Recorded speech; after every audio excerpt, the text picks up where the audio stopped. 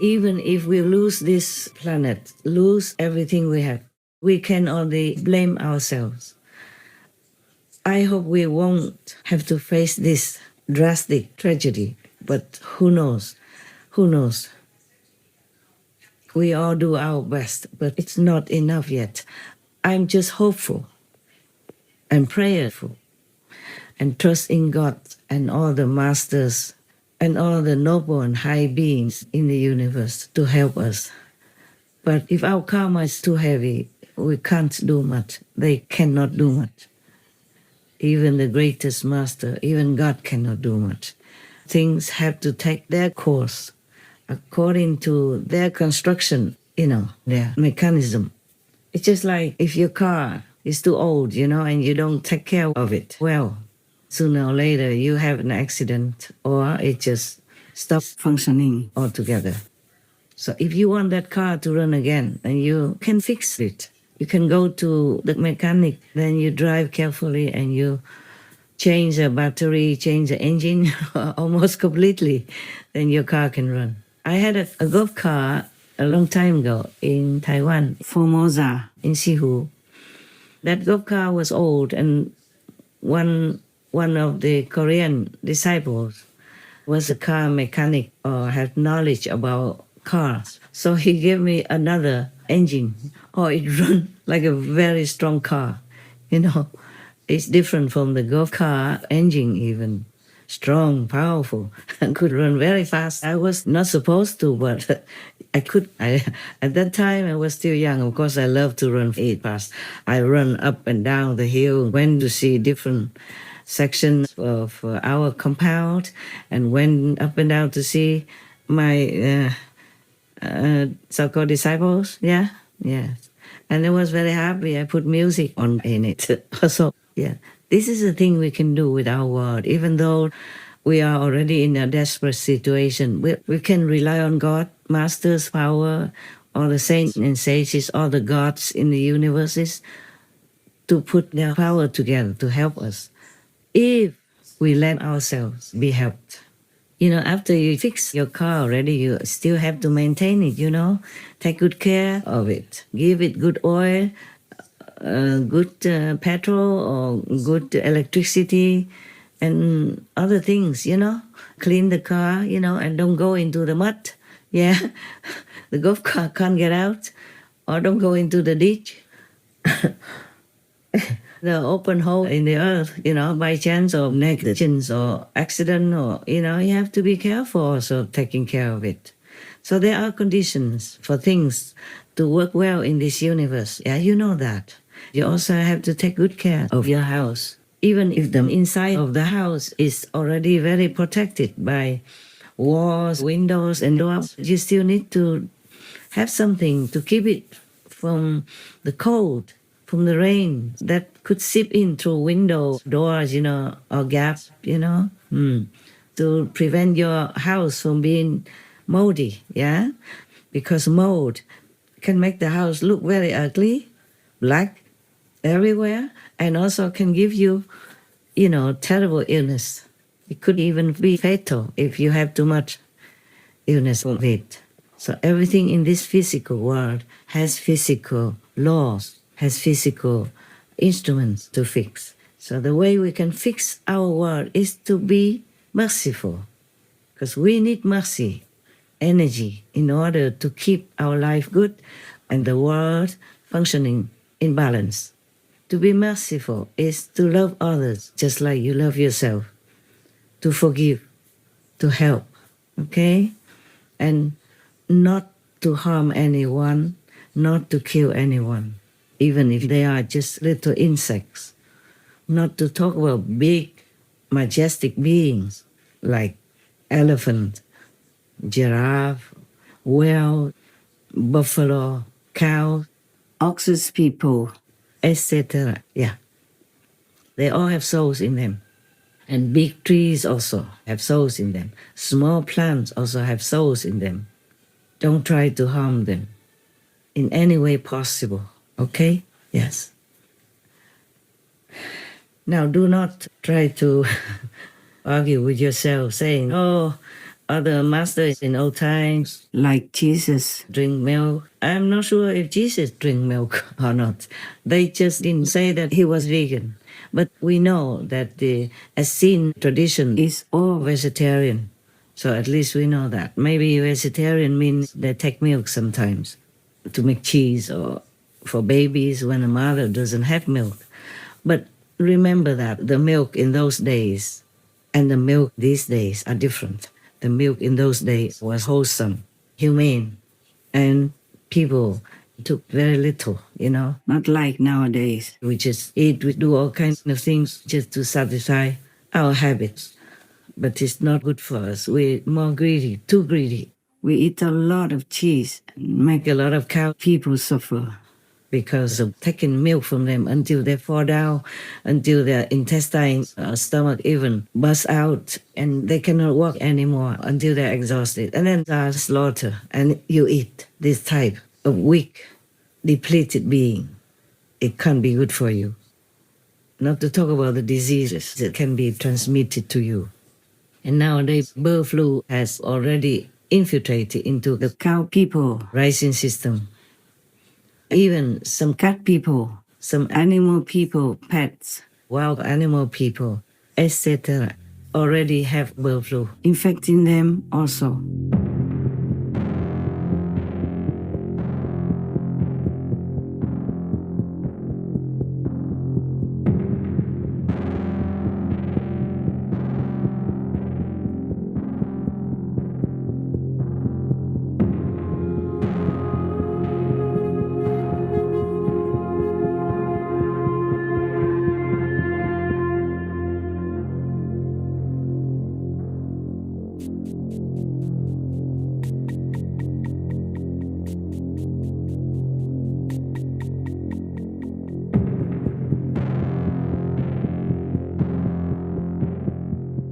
For what we know up to now, 7 cat people, at least somewhere, but not every infected cat person will be known to have bird flu. They can also be outside, wild cat, feral cat people, or could be the domestic cat people. But mostly cat people come and go, they don't stay inside the house. In many countries, they are still free like that. So they could catch bird flu, but nobody would notice. Or die outside and the caretaker would not even know. Nowadays, you keep your cat person in your condominium, inside the house. So maybe it's okay. But it's not the natural way for the cat person to be happy. Anyway, cat and dog people need some outdoor activities. And when they go out sometimes, they might catch this bird flu. And that's it, you might also be infected. There is growing concern tonight about the continuing spread of the highly contagious bird flu in the U.S. The virus has now spread to dairy cattle and sickened one person. William? That's right, Jeff. This strain of bird flu, called H5N1, has been sickening bird flocks across America for a few years now. Millions have been killed to prevent further spread. Yesterday, the country's biggest egg producer halted productions when chickens at one of its facilities got sick. But this virus has also been infecting mammals, most recently dairy cows in 5 different states. This week, a person in Texas tested positive after working with cattle. Many are concerned the virus can infect their pet dogs, cats, as it's been found in one goat and already spread to 2 people in the U.S. Senior health correspondent Monica Robbins explains what pet owners should know. We know avian flu is a risk to chickens, wild birds, and dairy cows. But what about the pets you share home with? There has been reports of it in cats in 4 countries. We're one of them: France, Poland, U.S., and South Korea. How is it transmitted? When cats do what cats do. If the feral or stray cat that's hanging around your house or barn happens to eat a dead bird or a live bird, that's when the concern should be apparent. But your dog could be at risk too. Place that we feel that our domestic animals are getting this is from wild bird droppings. In pets, there's no specific antiviral treatments available, only supportive care. It can be fatal, but more often than not, they will show signs of depression. They don't want to eat. They're listless, feverish, There can be neurologic signs where they're walking like they're drunk or having a head tilt, and those cases sometimes go on to be fatal. And yes, there are reports of dogs with it too. There's no end to the trouble in our world. There are a lot less solutions compared to troubles. And nowadays we have more and more troubles, more and more disasters than solutions. Nature is taking its course to survive, to cleanse itself from infection that is piled upon it by humans' activities, by humans' unwholesome way of life, like eating animal people, killing animal people, cutting trees, hectare after hectare of the forest, killing the lungs of our world, killing the habitats of the animal people. So they are coming more and more near us, and their infection will also be very near us, next to us, and causing us so many health problems, financial problems, environmental problems, economic problems. Just like the pandemic, almost make our financial system new on the ground. Many countries still have not recovered. And then cutting trees also cause climate problems because there are not enough trees to bring rain, and then not enough trees to stop the rain from making floods. The rain has no trees to feed and no trees to stop its running. The trees can regulate the flow of rain, absorbing it, so the rain will come down slowly into rivers, lakes, and streams, and distribute evenly the water all over the planet for us, for the animal people. But if there are no trees, then the rain will just flow anywhere and make floods anywhere, instead of making the trees healthy.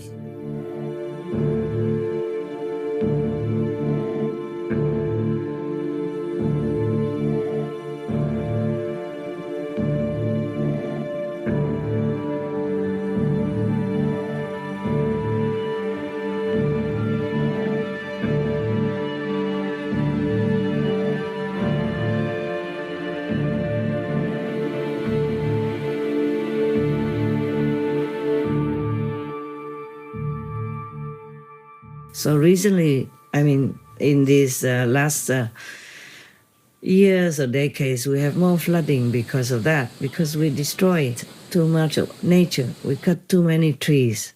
The trees are the oxygen producers, medicine givers, as well as the rain regulators and the rain attractors, and many other benefits that trees give us. The more trees you have, the more rain will be attracted. The cloud will rain down on the tree in area where trees are. And the trees also, regulate the rain flow so that it will not become flood. It will not erode all the land that it floods into. It will not submerge people's houses and cars and damage roads and harvests and even kill humans, animal people too. And we cut so many trees that many things cannot grow after that. And use herbicide or insecticides and just plant beans or corn or whatever to feed the animal people more than humans. Humans are as hungry, millions starving, but we use those foods and cereals to feed the animal people. Just 1 kilogram of the animal people flesh costs a lot of water, a lot of land, a lot of work, a lot of transportation, a lot of more pollution for the air, a lot of fuel shortages, medicine shortages, all kinds of things that affect our world, our life, our health, our finances, and our spiritual development. Not just one thing. So climate change is also a birth child of our brutal way of life, killing, destroying everything that is a blessing for us, that is good for us, for our next and next and next and next forever generations. So we should rethink, should do research to really know for sure what's good for us. A vegan diet is suitable for everybody, but animal people, meat diets not. Many people are sick and allergic to it because of animal people meat diets. You know that by now. Or if you don't, please look into research for that. Like, for example, you can look into the Physicians Committee for Responsible Medicine app or info site or any other vegan site. Yeah, or look on the Supreme Master Television information website. Yeah, then you will know more than you already have known, and you will understanding more about the positive vegan side effects. Overall, it will be good for everything you can think of, everything you can name. The vegan diet will be a benefactor of it. You know, there's every reason to go vegan, and there is no reason not to. For me personally, I have to say, medically, a vegan diet is great. It's a way to keep your coronary arteries open. It's a way to keep those extra pounds away. It's a good way to lower your cancer risk as much as you possibly can and to stay healthy and energetic. From the standpoint of the environment, I got to tell you, every time I go back to my childhood home in Fargo, North Dakota, I see acre after acre planted with feed grains for cows and pigs and chickens. And what that means is a lot of irrigation, pesticides, a lot of fertilizer. It's not doing the environment any good at all. And finally, ethics has to be really utmost in everything that we're doing. And if you can be healthy and eat well and leave the animals off your plate, they're going to be a whole lot better off, and you are too. So a vegan diet is a great way to go. When I looked at the generation of my parents, I realized that they were becoming more and more sick. They were getting heart disease and diabetes and were becoming obese. And I wanted to stay healthy and fit, and I realized that if I wanted to achieve the best potential, I had to change something, and that's why I became vegan. One of my colleagues got cancer, and she went vegan as a way to try to best fight her cancer. And I remember thinking, you know, if I got cancer, I would definitely be vegan. And then I thought, why wait? Take the step preventatively, don't take it as a reaction to getting the illness. I was raised on nothing but meats. I was diagnosed on December 31st, 2007 with type 2 diabetes. My A1C at that time was 7.2. My blood sugar was 140. Now that I have been free of diabetes for almost 5 years, my A1C is now 5.2. My blood pressure is 116/75. I would never go back to eating meat. Please believe me, I have not much to benefit, except that the world will become better. For myself, of course, I also benefit from that. Thank you. Thank you for choosing vegan to feed your life, your children, and to feed our world, to feed our planet. No one should be hungry anymore, even if our population rises. We have enough food if we are vegan. And even better still, organic vegan